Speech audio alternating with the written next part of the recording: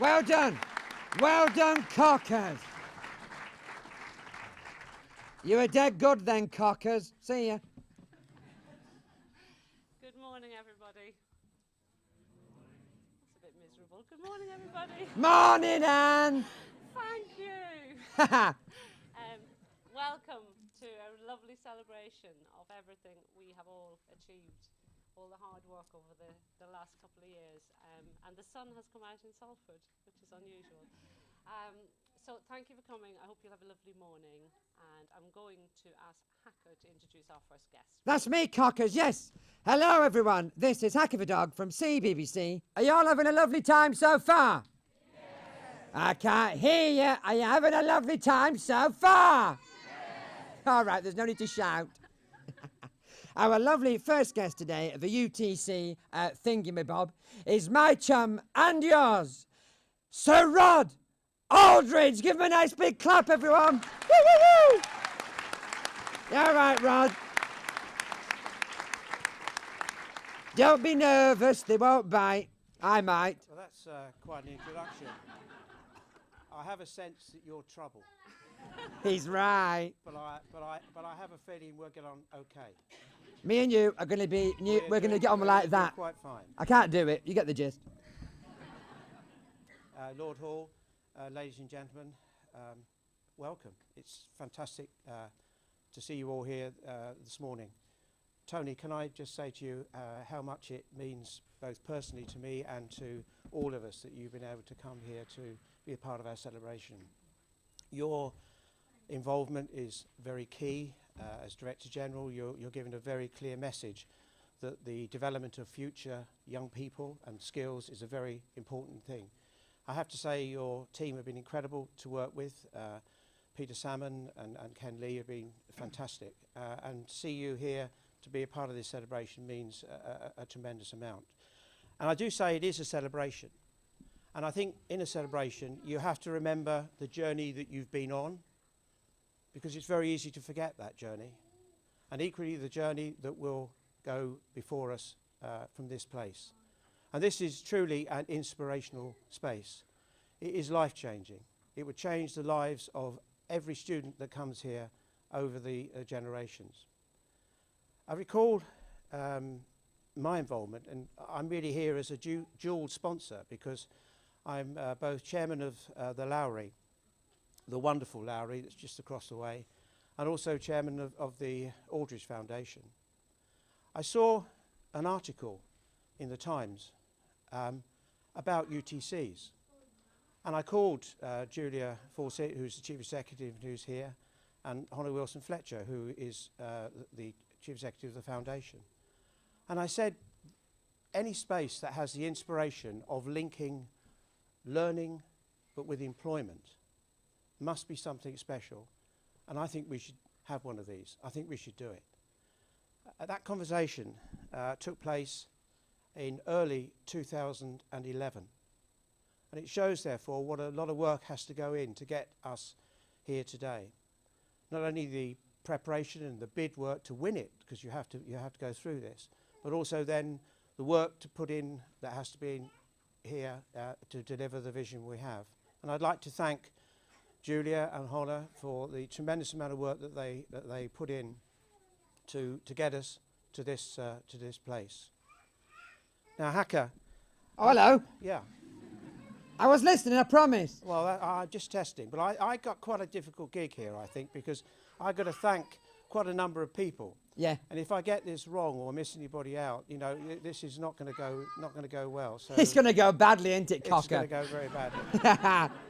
That's why they brought me along, to deflect any of the nonsense from you. I got the message. Thank you. Sit down.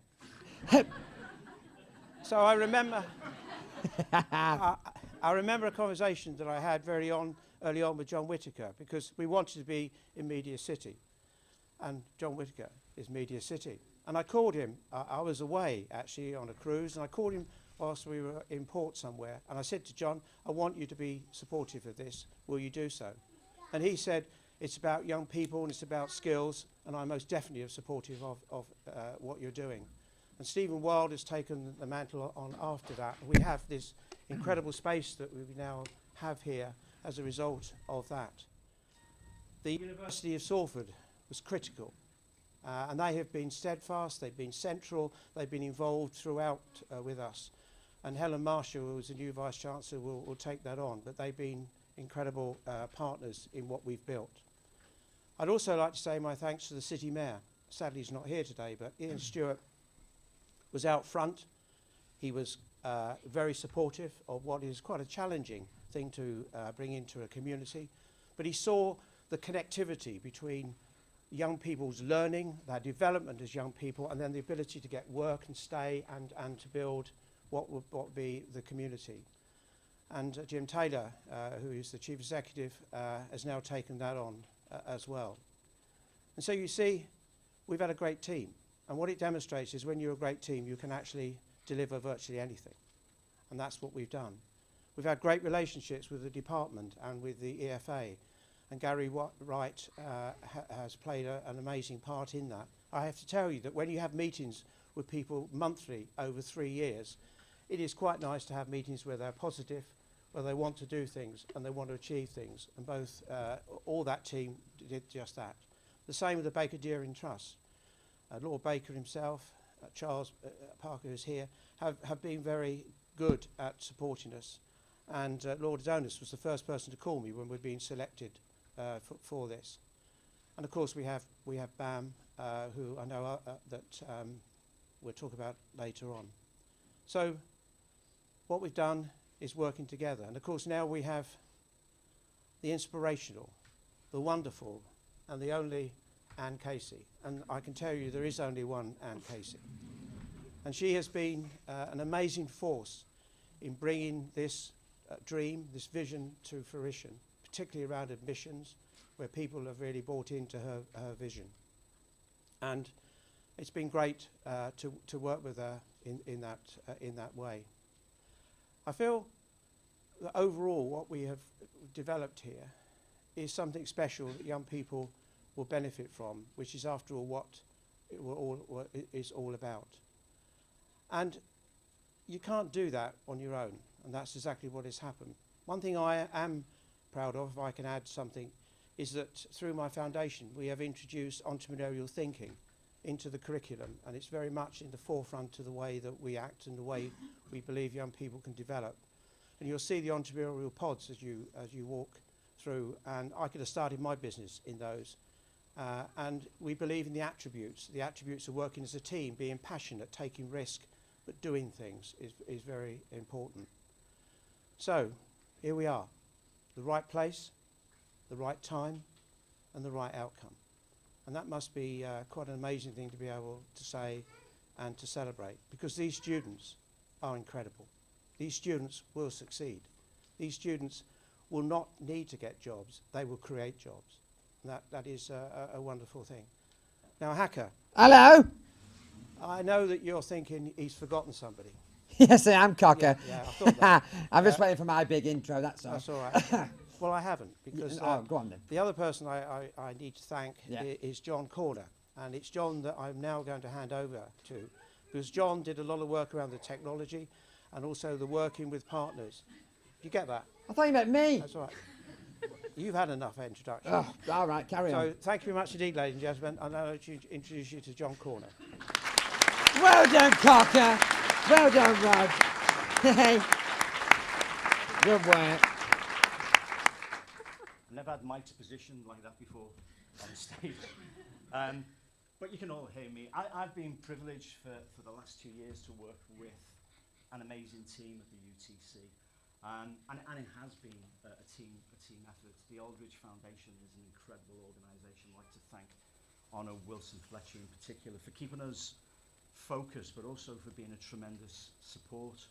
And the trustees, of course, you know, the University of Salford and Julia from the Lowry. Without their support and without their bravery to keep with the vision, I don't think we'd have realised this amazing building that we're all in. I'd particularly like to thank Sir Rod Aldridge, because his vision and passion and determination and drive is quite incredible, and it's fantastic to be with a genuine entrepreneur and to learn from them.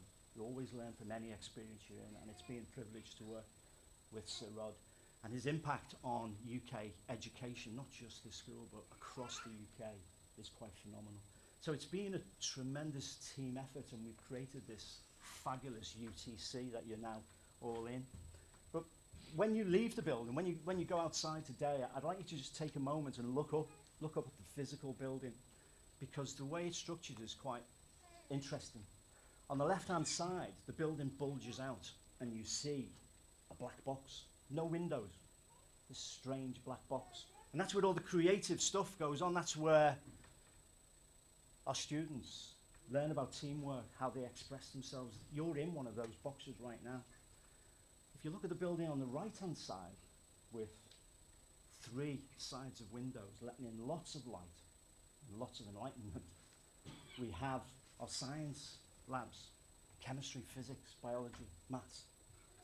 So we've got those 2 worlds in one school. We've got our creative bulge on one side and our science on the other. And in between, we've got this beautiful mezzanine walkway with all our technical coding classrooms and interactive classrooms. And you almost have an iconic representation of the digital world that we're all plummeting into, because that's what the industry wants. This digital economy that we're all part of, whether we like it or not, it wants creative people who have technical skill. Yes, it wants young people who have a rounded education, who have interpersonal skills, who have entrepreneurial skills, but it also wants technical skills. And the T in UTC, University Technical College, is central to everything we do. This is a technical college. And I was having this conversation a few months ago with a colleague who said to me, well, do you know what, John, we've had technical colleges for years. What's the big deal? This is just another technical college. There's always been vocational colleges in UK education. You could argue that the Victorians invented it with the Mechanics Institute. If you look at post-war education, we've always had vocational education. But this is different. It really, really is different, because we are not preparing young people for a demarcated sector. We're not preparing them for the leisure industry or the manufacturing industry. We are trying to prepare young people for a connected digital economy, and that economy is completely disruptive. And that's what's exciting about it. Banks are disappearing off our high streets because our bank is now in our pocket. Retailers don't sell us stuff anymore. They have digital relationships with us. Those who bought this also bought this. We notice you're a vegetarian, would you? They are developing relations. It's the same with the leisure industry. Hotels don't sell us rooms anymore. They have a relationship with us. They know our needs. This is the world that we're moving into.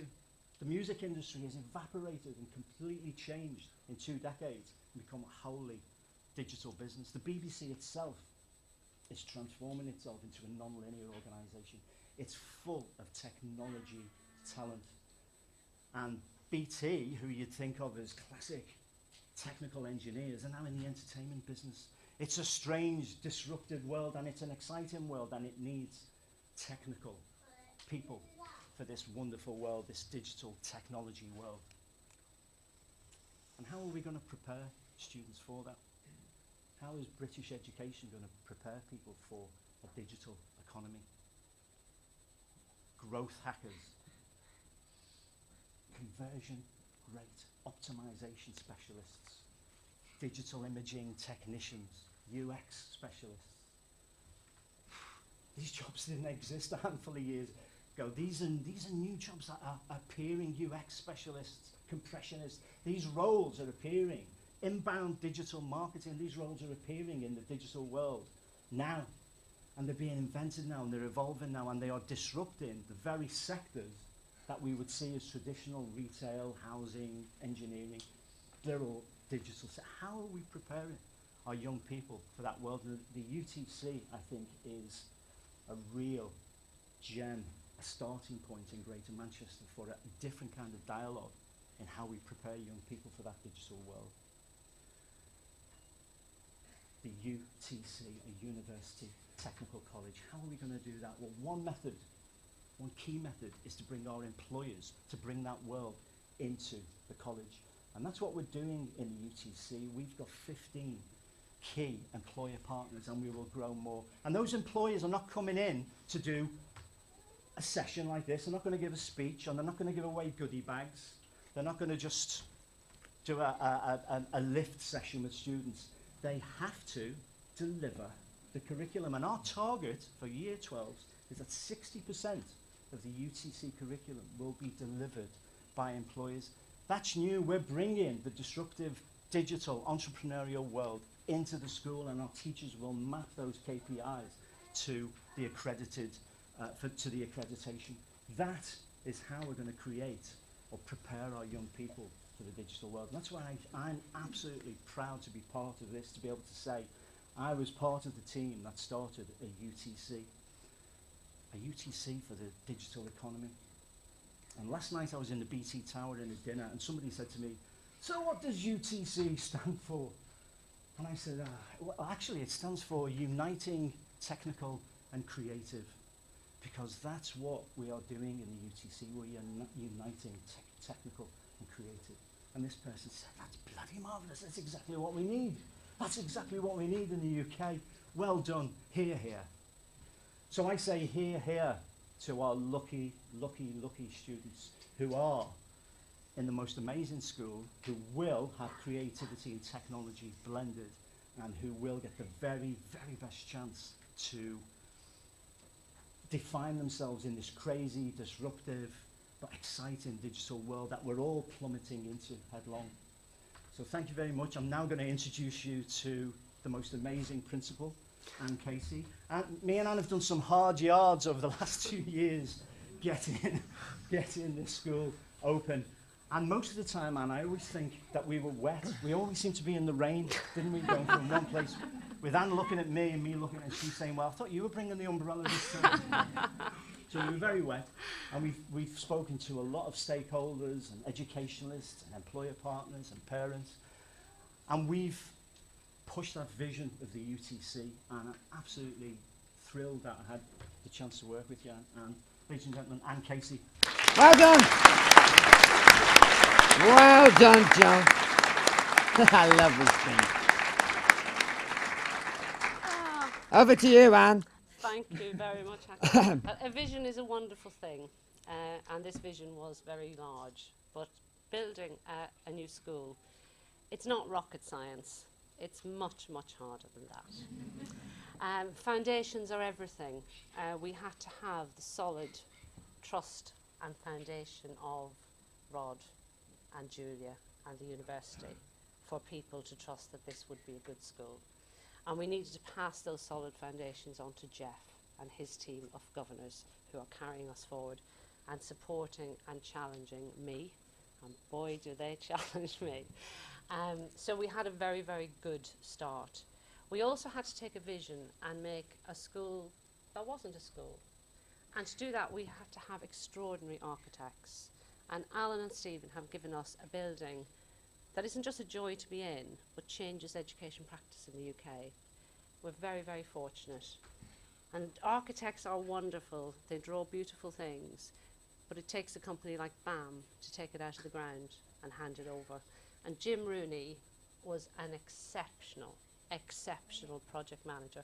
He even bought me my own boots and came in on Saturdays and let me wander around in a hard hat.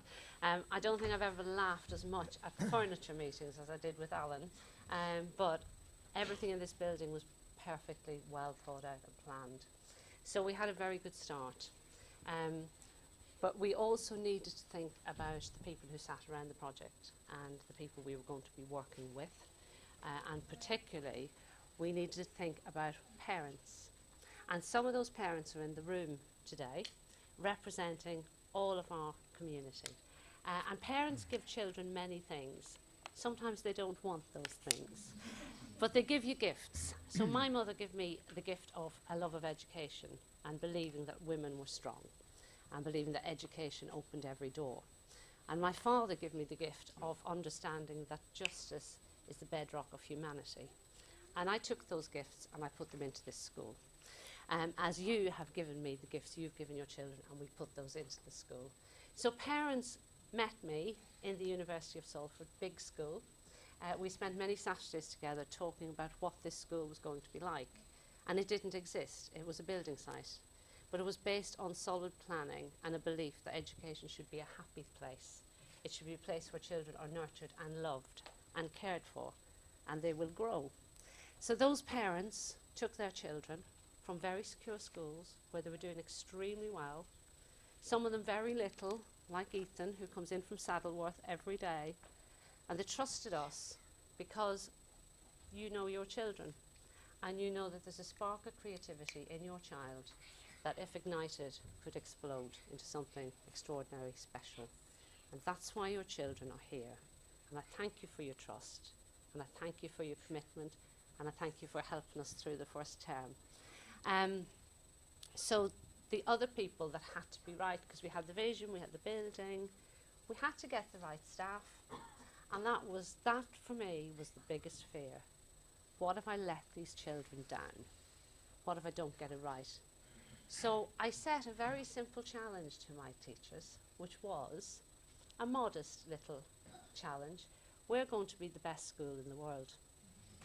And you're going to work harder than anybody else in the world, because our children are so special. I interviewed hundreds and hundreds and hundreds of people with John. We were very tired. And we appointed a team who relentlessly, every day, are here at silly o'clock in the morning till late at night. And we appointed them not just because they're subject experts, but they have empathy, and they actually like children, and they care about education. It's funny that. So we have a very happy staff. Hardworking doesn't describe it. But the passion they have put into building this extraordinary school is remarkable. And, you know, teaching can be, I think, is the most honourable, along with medical, job in the world. But it sometimes people throw stones at you, and they throw bricks at you, and it sometimes in the UK is not the most comfortable job. And what my teachers do is they take all those bricks and they use them to build the foundation stronger. So they're an extraordinary, extraordinary group of people. They can't all fit in here, so if you can hear me cheer up in the Skylab and out in the Cauldron, I want you today to take a moment to allow us to thank you for everything you do and to be proud of what you give our children every single day. Which brings me on to our students, our funny, lively, challenging, remarkable young people. And I know all young people are remarkable, but there's something about the students. I think because they're creative, I think because they're prepared to get up and travel 2 hours every morning, I think because they left their friends and came here at the age of 14, and I think they're just fantastic. They make us laugh every single day. They make us scream with laughter, Sharon, sometimes. They're fantastic, and this place is our students. You are the UTC. Everything in it has been designed for you in mind.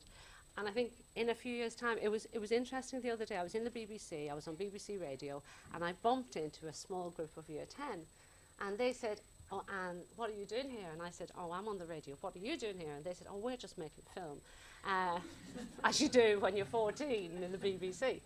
So that was lovely. They will be the people who design the games that I buy for my grandchildren. They will be the people who are doing the back-end coding for the NHS. They will be producing documentaries that challenge our thinking and bring about social justice. They are our children. Our hashtag for our children is unstoppable, because we really believe they are. And I would like, before two of our students, Gabby and Yusuf, speak to you, I would like the choir to just give us a song. Can we stand up, please? Yeah.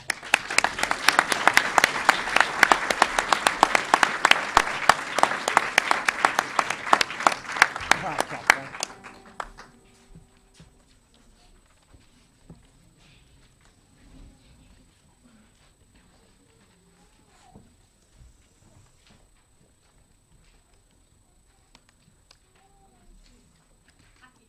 I was born ready.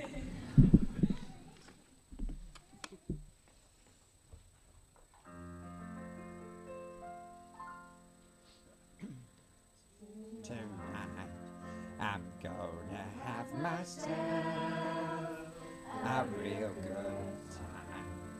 I feel alive.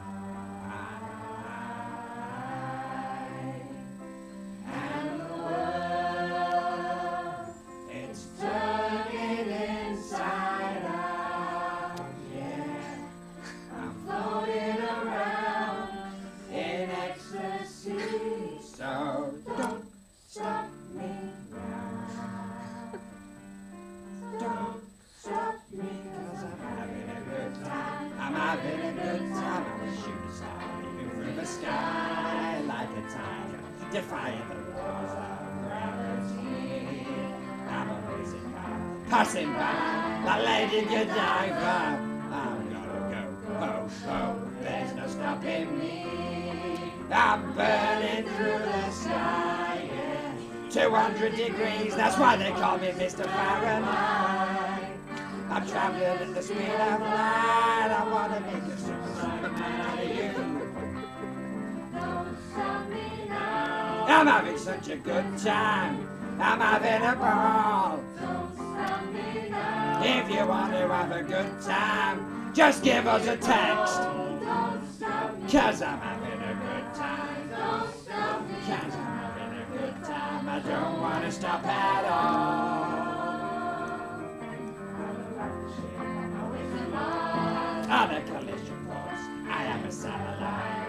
I'm out of control, I'm a juggernaut rolling down the road like an animal. I'm out of ho, ho, ho, ho, ho, explode. Oh, and I single, I'm burning through the sky, yeah. 200 degrees, that's why they call me Mr. Fahrenheit. I'm traveling at the speed of light. I wanna make a supersonic woman of you. Hey, hey, hey! Come on, clap your hands, cockers. You do, Tommy.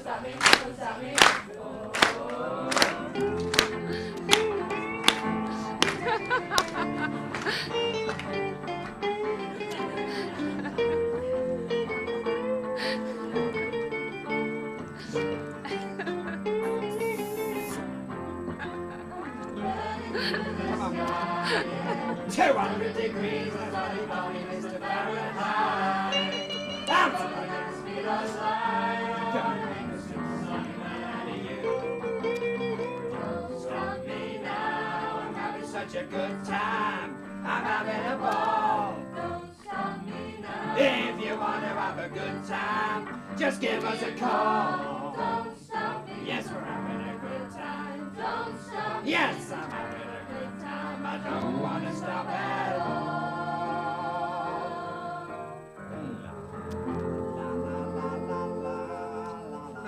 Thank you! Well done, the UTC choir there. Thank you, thank you. Thank you. Hello. I've actually seen hardcore in real life. This is like my life complete. Oh, you should get out more. Carry on. I'm Gabby. I'm a student in radio and audio, and I've been asked to do a speech, so here goes nothing. It's been said that secondary schools and high schools are failing their students, and it's because they don't have the skills that they need for employment. So when they leave the education system, they can't do what we're learning to do now. And this is why the UTC matters. The UTC and MediaCityUK was devised to give young people a chance to make a future for themselves, to give them the academic and the vocational qualifications. So they gain the academic side, the grades that they need for further education if you're in year 10 or if you're going to go university. And then they give you the vocational skills that employers admire. Being at the UTC, we learn to work in teams because that's what you'll do in industry. You need to work in a team so you can make a product, so you can get famous, whatever you want to do in media. And being... Sorry, I'm a bit nervous. You're fine. Each pathway provides you with skills in your specific pathway. Like in interactive media and gaming, you learn to model things in 3D, which I think is absolutely amazing. It's weird to watch. And then there's other aspects in the game, like the coding side and collisions and objects and all that stuff that just boggles me. Graphics are then, obviously they can use Photoshop, Illustrator, and they can make promotional videos based on graphics. You must have seen them in the cauldron on the board, and it's like, how do you turn a little drawing into something that moves and looks professional? And then TV and film, pretty obvious, but a lot of work. I've had students that have come to me like, oh my god, this paperwork, the film isn't working, the editing, and they can turn an idea into something that will be in your screen. They could turn, like Holby City, like that's a set that looks like a hospital and looks real. They can do that here. And then my pathway, radio and audio, I'm proud to be a radio and audio student. We learn to make professional products of a very high standard. And then we know the paperwork, which isn't as easy as you think it would be. And when I first started here, it was a new chapter in my life. I've met new people, I've had unique experiences, and it's a lot of hard work. Well, that's what UTC is all about. You learn to have fun, but also earn your grades and your qualifications. Within the 7 months that I've been here, it feels like a lot longer, and I have already made 2 audiobooks for a children's hospice, Staring House in Chorley, and I have helped to create adverts for Salford City Radio. And by doing that, I've learned that media isn't just about getting famous, it's about being there for people that can't look after themselves, or trying to improve lives of others, or just entertain people and make them smile and laugh. And originally, I was going to go to Manchester College. It's in Sheena Simon campus, I don't know. And I went for a media BTEC course. I got told that the skills that I was going to earn there were skills I already had. And then I was going to learn a bit of Photoshop, which isn't what I wanted from my academic career. I wanted to be able to go into a radio studio and know how to use the equipment and how to write my own scripts and adverts. So it was my backup plan. When I first applied here, I didn't get it, but I fought and I bombarded Anne with emails saying, oh, how's the building going? Is everything okay? Do you think I'll get in? And my friend went to an interview with Anne and went, oh, do you know Gabby? I went, yeah, I know Gabby. So I didn't get in the first time round, and within half an hour, I cried for like 10 minutes. Within half an hour, I had written a letter, posted it, and sent it by email. So I was like, no, I'm not having this. I'm getting in there because this college is like no other. And the reason for that is because if you look out the windows of the cauldron, I can see my future. You can see the BBC studios, the ITV studios, and there's the greenhouse, which has loads of other little companies. And it's like, I can see myself at the end of my 2 years here, running my own show, researching, being a reporter. I could do any of that if I wanted to. And it's because of our connections and the opportunities we're given that we can do that. We can make a future for ourselves. So when you look around this college, you will see students that are independent, hardworking, ambitious, determined.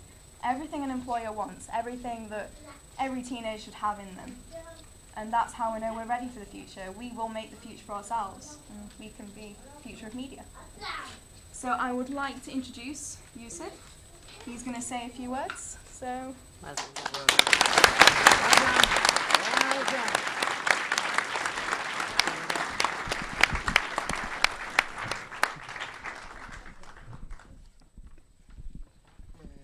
Well, I'm here now. My name is Yusuf Noor. I want to tell you about my life experience so far. At high school, Manchester Academy, the last school I went to, I found it very difficult for a deaf person to get a job, to achieve. So I wanted to really study TV and film. That was my passion. The reason is I have a passion of film. I talk about films all the time. I've applied at Manchester College to study film and TV, but I just felt, I had a gut feeling it just wasn't the right college for me. I felt like I couldn't achieve what I wanted to do. I wasn't sure, I was confused. So then I met my career advisor. I said, what about UTC? He said, what is that? I've never heard of it before. So I thought, okay, I'll do some research on the internet and try and see what I need to do. So I had a tour around UTC and I was at the Sky Lab. And at the top of the lab when I was there, I thought, wow, UTC, I think this is where my heart lies. I was really excited. I've applied and I managed to get in. And then I thought, well, what if they don't accept me because I'm deaf? What if they reject me? So when I arrived, the students were like, and the staff was so welcoming. You know, got me involved, felt there was a connection. I made brand new friends, a fantastic experience, really good time. I learned so many new things. and it was just fantastic. That's the main thing that I love about UTC Media is that all of us are different and we're all inclusive, you know, in everything we do, and that's what I felt I was part of this. Thank you very much.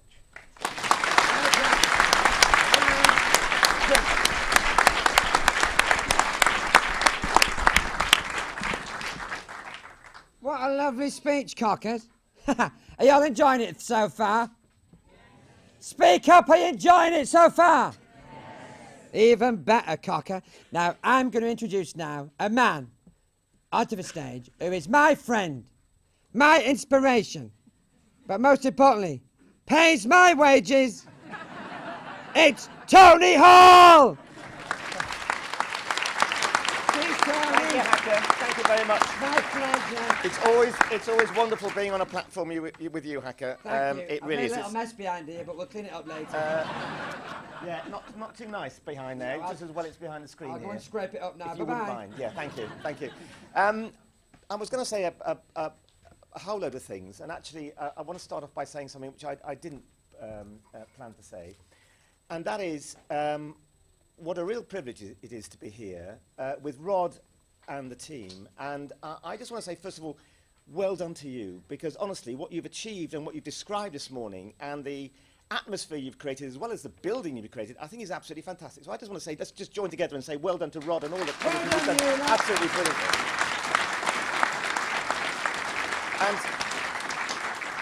And the second thing is to the two students who've come up to talk about what they've done and what they're learning. And I thought that too was absolutely inspiring, because you know the lessons and what you're trying to do and what you're trying to learn, and the word passion has kept coming out, and that is so important. And I was really moved by what you both said, and actually by that sense of we're going to do something different here, we're going to make things happen, and I love that. Why do I share that agenda? And it's why I'm here, because I do share the agenda that you've all got, for a number of reasons. One is, for the BBC, what we've done here at Media City is really, really important. Working in partnership with people who think like us, who act like us, and actually opening the BBC up to all sorts of people who might not otherwise find the BBC. And when I walk into Media City here, my heart always lifts, not just because it's always sunny when I come, but thank you for that, but actually because you get a sense of energy, of buzz, and a sense of openness with the people in the building, and that's why it's brilliant to be sort of partnering, as it were, with you on this side. That's one thing. Secondly, you know, if you're running an organisation like the BBC, which I profoundly believe in, and the reason I came back to the BBC was because I profoundly believe in it, then what really matters is that next generation. How is the next generation going to take the values that we all believe in, the content that we all believe in, and shape it in their way to make sense for their lives, and as an audience that they are thinking and consuming media very, very differently. And that's really important too. And a number of things have happened to me over the last little bit which have kind of confirmed the importance of that. Yesterday, the BBC threw open its doors to School Report. And it was wonderful. It happened here, it happened all over the country. But I was in New Broadcasting House in London and spent what I thought was going to be a short amount of time, turned out to be quite a long amount of time, with young people who'd come in to play with the BBC, to enjoy themselves finding out about the BBC, to make their own programmes, to do all sorts of things which they were finding actually quite testing and difficult, but working with the professionals. And it was completely inspiring. I got asked, I was interviewed all over the place, I got asked by someone who was in Birmingham, was I a good student at school? Difficult question to ask. By another one, to answer rather, another one who said, so tell me, what is good language? How do you write? And what is good Brilliant question. I mean, I was really having to put myself through quite a lot of tests to think about that. And then other people who said, is it really hard as a journalist ringing up people and asking them to do things? I'm finding this quite difficult. And I said, you know what, it is difficult. You kind of get used to it, but it is. But what was wonderful was there were school students here who were finding out what it is to be a journalist or a producer within the BBC. I thought it was utterly brilliant. When I was at the Royal Opera House, we did something, again, very similar, which is to work around stage skills out at a place called Thurrock, which is out in the Thames Gateway. And we set up on a desolate bit of land there. We set up a campus which now has a skills academy. The Royal Opera House makes their costumes out there. They make their sets out there. And what is utterly brilliant is that students in Thurrock now go and see these skills and see what it takes to put on a music concert or to make something happen in theatre. That's kind of opening their eyes to what life could be if they wanted to go into that. But also, as with all these things, we learn too. And that's really, really important because, people challenge us. Young people challenge us with what we do and what we think is conventional, and they make us think differently. The third thing, 2 or was it 3 Fridays ago now, I was in Birmingham because when I came back to the BBC, I said, I want to have more apprentices. And the BBC, it said, well, maybe we could get to 1% of our workforce being apprentices by the end of this year, 2016, when the charter gets renewed. And actually, we did it within a year. And one of the schemes I was particularly pleased with was a local radio apprenticeships, because I do believe, if you can get to people who can't afford to go to London, don't know people in the media, but actually in their hometown, they can go and work with a local radio station and begin to get excited by radio. This would work. 44 of them we had, and I was at their, as it were, the 18 months end of their scheme, end of the time they've been doing this. And one of the parents came, well, actually a couple said the same thing, came to me and said, and these are inspiring young people, they're doing really great things, and said to me, do you know, my person, no confidence, but now has absolutely got confidence to go out there and say, I know what I want to do, this is what I want to do with my life, and actually I've got a belief in myself, and that is really, really, really important.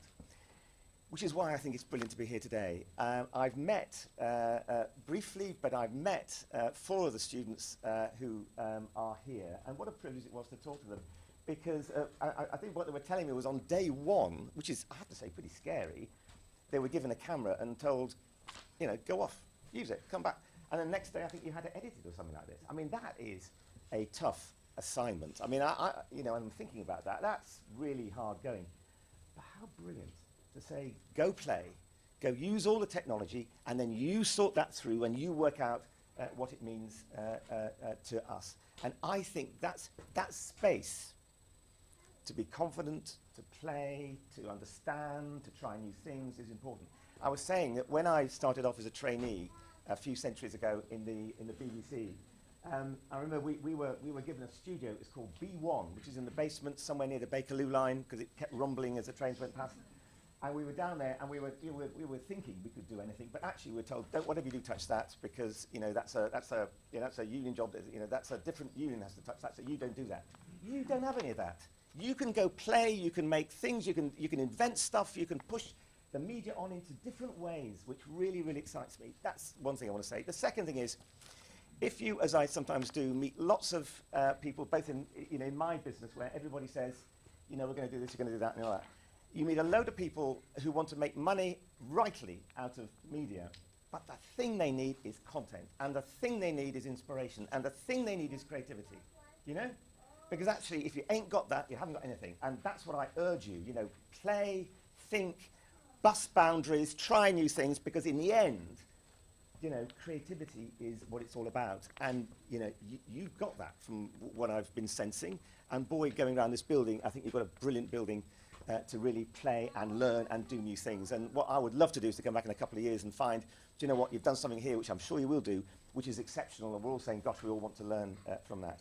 So I just want to say to all of you, I am immensely proud to be able to come here today. It's a privilege for me to come and share this day with you. I think what you've got here, what you've done is exceptional, but I also think what you as students can do is going to be exceptional, and in every way, I want the BBC to be a good partner. Come play with us. Come make sure that public service broadcasting has a future, because it does. Thank you all very much, and good luck.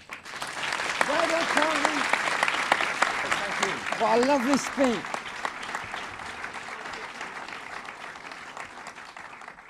Okay, so there are 2 little people here who I think may be future UTC students or maybe future BBC employees. It's Oh. Rowan and Sophie. And I was wondering, would Rowan and Sophie help Hacker Yeah. to hold the ribbon? Oh, I'll do my best. Stick it in me gob. Yeah, I'll stick it in your gob. give Hacker the Shall I give ribbon, Hacker? Tony? Now keep me quiet for a minute, Tony. Okay, you ready? Ah. Anything you want to say? Go. I bet Sue Barker. Where's Sue Barker? Should have done this for nothing.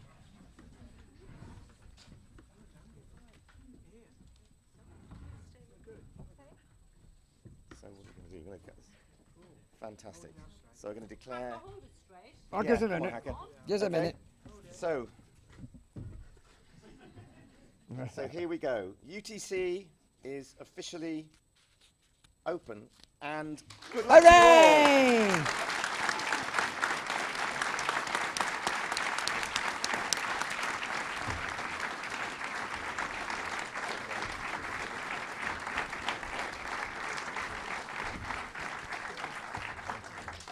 Well done, everyone. Well done, the fantastic guests. And well done, you lot, for not being naughty.